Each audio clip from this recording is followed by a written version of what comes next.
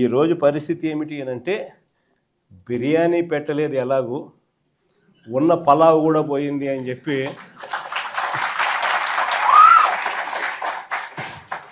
ఈరోజు ప్రతి ఇంట్లో కూడా చర్చ ఇదే మాదిరిగానే జరుగుతూ ఉంది.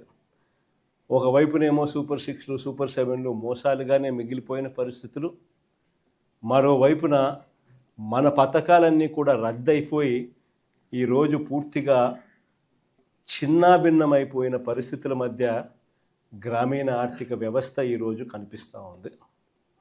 విద్య, వైద్యం, వ్యవసాయం, సుపరిపాలన, లా అండ్ ఆర్డర్, సంక్షేమం, అభివృద్ధి ఇవన్నీ కూడా ఈరోజు తిరోగమనంలోనే కనిపిస్తూ ఉన్నాయి.